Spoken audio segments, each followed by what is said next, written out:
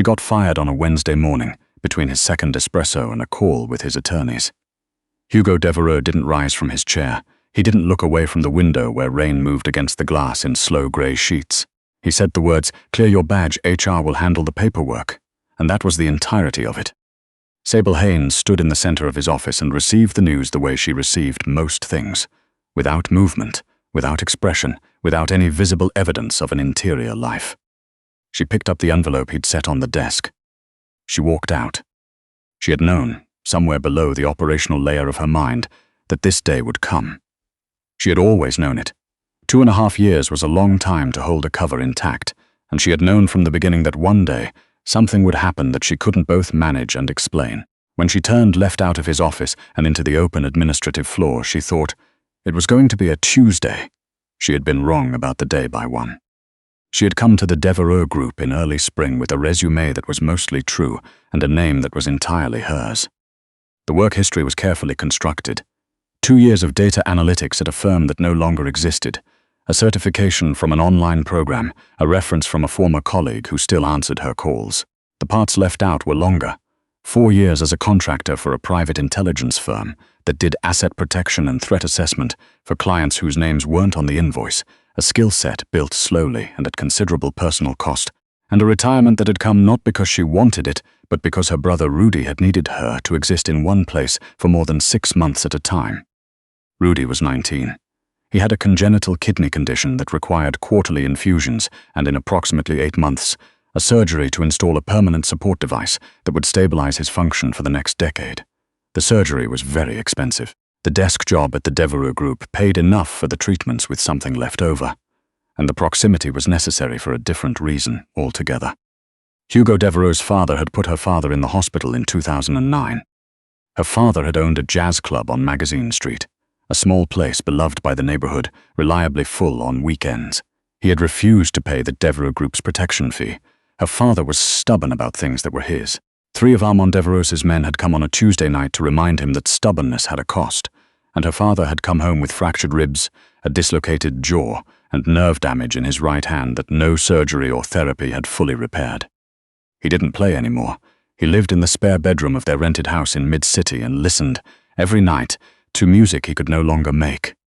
Sable had spent 2 years after leaving the field trying to decide what to do about this. Then Armand Devereux had died, and his son had taken over the empire, and she had decided the only way to understand what she was dealing with was to go inside. She had not gone to destroy anything. She wasn't sure at the time what she intended. What she found was a man she hadn't expected. Hugo Devereux was not his father. He was cold in the same way, precise, controlled, allergic to waste in any form. But the coldness had a different quality. Armand had been cold the way a predator is cold, opportunistic and without sentiment. Hugo was cold the way a surgeon is cold, focused, methodical, and occasionally capable of making decisions that looked heartless and turned out to be the opposite. She had been watching him for 3 months when she traced the anonymous donation to Rudy's treatment fund. $60,000, routed through a medical nonprofit that dispersed to high-need families in the greater New Orleans area. It had taken her 4 more months to untangle the routing, because whoever had set it up had done a careful job. When she finally landed on the source, she sat in the break room on the 40th floor with cold coffee and looked at the documentation for a long time. She stayed. She didn't fully understand why at first. She told herself her position was useful and her cover was intact, and both things were true. But there was something else underneath them that she didn't examine too carefully. So she watched for threats. She noted them in a black cloth notebook she kept locked in her desk drawer and acted on them quietly, never in her own name. A license plate flagged here, an anonymous tip there. A contractor who shouldn't have been cleared near the private dining floor, a delivery driver with associations she recognized. 9 times in 2.5 years, she had stepped between something moving toward Hugo Devereux and the man himself, and 9 times she had redirected it without leaving a visible mark. The man in the service corridor on the 38th floor was the 10th. She had seen him on the elevator camera at 2:04 p.m., 8 minutes before Hugo was going to call her for the contracts. Chef's whites, wrong body type, wrong posture, too deliberate, too still in the way professional men are still when they're waiting to work. She had pulled the floor plan from memory. The 38th floor service corridor connected directly to the stairwell leading up to 39. where Hugo had Hector Dre waiting in a meeting room with 2 attorneys and a contract he hadn't yet signed. She left her desk without telling anyone anything. He was where she expected him to be. Large, over 200 pounds, in the wrong kind of shape for a man who worked a kitchen. And when she came around the corner carrying the leather folders, he stepped out and raised the gun with the calm of someone who had done this before. She assessed him in the span of a breath, the posture, the grip, the distribution of weight, the Cyrillic tattoo at the cuff of his chef's coat. Freelance Eastern European, fast work in tight spaces. She had about 4 seconds before he would issue the demand that preceded what he intended to do. She used 3. She stepped toward him rather than back. His eyes registered something wrong before his brain could catch up. People moved away from guns, not toward them, and that fraction of delay was enough. Her left hand redirected the weapon's frame, forcing it out of battery, while the spine of the leather folders came up hard into his throat. He staggered. She dropped the folders. She took him to the floor with a sequence of decisions made very quickly in the right order. The syringe she kept in the pocket of her cardigan was specific to situations like this one. He stopped moving in under 5 seconds. She stood up. She noticed the missing button at her collar. She adjusted the cardigan. She picked up the folders. She took one breath, slow and deliberate, and walked to the elevator. Upstairs, the meeting room held everything where it was supposed to be. She distributed the contracts. Hector Dre said something she didn't acknowledge. Hugo looked at her with those flat, precise eyes, and she met them briefly and looked away. She could not explain any of this to him.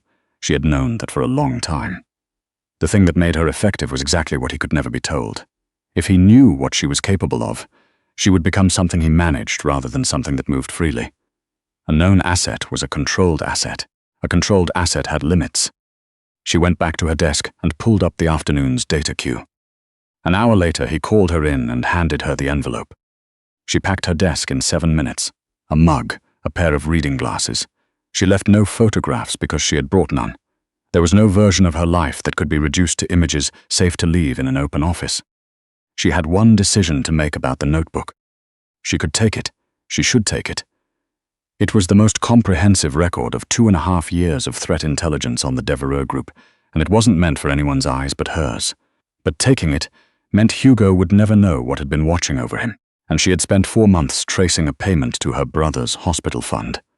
Sitting in a break room on this floor with cold coffee, and she had decided something that afternoon that she was only now being honest about. She locked the notebook in the bottom drawer. She left a crack in the lock mechanism just wide enough for a determined person with a letter opener. Chester Dole, Hugo's head of security, passed her on the way out, a large, scarred man who had worked for the Devereux family for 12 years and had never once been startled by anything she had seen. He looked at the box in her hands and frowned. She told him to watch the loading dock cameras. She told him Thursdays were chamomile for Hugo's blood pressure. She gave him a small, careful smile and walked to the elevator. She had a storage unit in the 7th ward and a contact who could fold her into a new assignment within the week. She had Rudy's treatment calendar on her phone and 8 months before his surgery. She had a single duffel bag with what she needed. And she had the remote access credentials for Hotel Devereux's security camera system, which she had quietly copied 18 months ago during a routine software update and had never used. She used them now. From a folding chair in a faded grey shipping container on the edge of the city, with a portable battery pack and a burner phone and a single chemical light, Sable watched Hugo find the notebook. It was Friday evening. She watched him walk across the empty administrative floor to her desk, with the focused, deliberate stride of a man who didn't know yet what he was looking for. She watched him pull the drawers open one by one. She watched him find the locked one. She watched him retrieve the letter opener from his office and come back and force it. She watched him open the notebook and start to read. She had kept her expression neutral for 2.5 years in his proximity. Alone in the container, watching a 2-inch screen, she allowed herself one thing. She pressed her thumbnail into the edge of her palm and held it there. She watched him turn page after page, watched his posture change, watched the thing that happened to a man's face when he realizes the ground beneath him was never what he thought.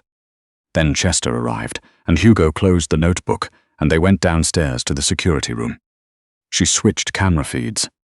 She watched him watch the footage from the 38th floor corridor. She had never seen it from this angle. On the 2-inch screen, from the overhead camera, what she had done looked different from how it had felt. Smoother, more decisive, faster. It looked, she thought with the detachment she had developed over years, like a professional. She watched Hugo watch it. She watched what it did to him. She turned off the phone and sat in the dark for a while. She had a bus ticket in her bag, a contact in Memphis who could have her placed within the week, a brother who needed a surgery, and a father who listened to music every evening with his eyes closed and his hands still. She had known, when she locked the notebook in the drawer, that she was making a choice. She had been less honest with herself about what the choice was. She put the bus ticket back in the side pocket of her bag. She turned the phone back on. She started watching for Dre's surveillance vehicles, which had been circling the 7th Ward for the past 12 hours. Good, she thought. Come find me. It'll bring him here, and when it does, I'll still be waiting. They came on Sunday evening. Dre's men first, 9 of them in 3 vehicles, and then Hugo and Chester in the armored SUV, following the trail she had laid at the hardware store with only a small amount of regret about how obvious she had made it. She had been on top of the container stack for 2 hours by the time the vehicles rolled in. She waited until the ambush was fully committed before she moved. This was the discipline she had spent years building. Not the part where you acted, but the part where you held still until the precise moment that made the action count. She came down from above. What followed was the part of her training she had never found words for. It wasn't pleasure. It wasn't performance. It was problem-solving at a speed that precluded narration, moving through gaps in the dark between muzzle flashes, methodical and fast. When it was over, she was breathing harder than she intended, and her left forearm had caught something during the 3rd exchange that she would need to examine in better light. She stepped out of the shadows. Hugo was on the ground, covered in mud, breathing hard, with the look of a man processing something that didn't fit his model of the world. Chester was sitting against a rusted container wall, bleeding steadily from his left side. He was conscious and profoundly unhappy about his situation, which meant he was going to be fine. She crouched beside Chester first. She pressed her palm against the wound and felt him stabilize under the pressure. "That needs a hospital," she said, "kidney proximity. Can't wait for a private doctor." Hugo sat up. He looked at her the way she had never, in 2.5 years, let him look at her, long and direct and without the ambient noise of an open office between them. "Who are you?" he said. It wasn't a question. It was a demand, and underneath it, something that sounded like the beginning of understanding. She told him.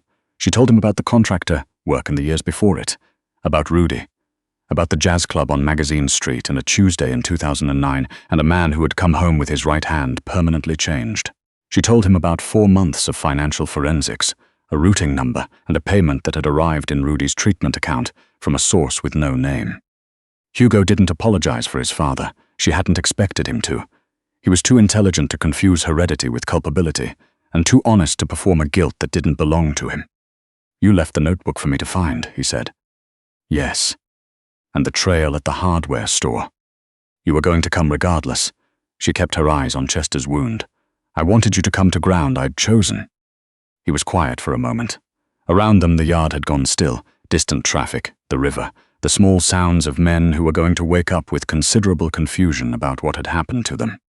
"Come back," Hugo said. She said nothing for a moment. "I'm not a clerk," she said, "and I'm not a weapon." "I know what you are." He moved, not standing over her, but coming down to her level, sitting fully in the mud in his ruined jacket, which she noted. It was the action of someone who understood that meeting a person where they were meant something different from talking down at them. "I need someone who can see what I can't. Someone who was in that corridor, who did what you did down there, and still came upstairs with those folders."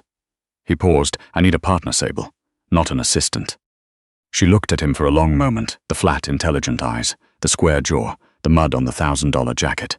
The man who had handed her an envelope on a Wednesday without looking up from his desk, and who was now sitting in the dirt in a shipping yard because he had taken a cloth notebook seriously enough to follow it here. She thought about a break room and a routing number and $60,000 that had arrived without a name attached to it. "Rudy's surgery is in March," she said.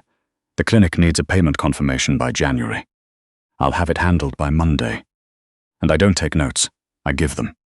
"Understood." She held his gaze for a moment longer, then she looked down and said, "Call an ambulance now. Left side. Can't wait." Hugo pulled out his phone. He made the call. He stayed on the ground beside them, while the sirens came through the dark from somewhere across the river, and he didn't fill the silence with anything that didn't need to be said. She had worked next to people who couldn't tolerate silence. She had noticed a long time ago that Hugo Devereux was not one of them. She watched the fence line. Her arm hurt.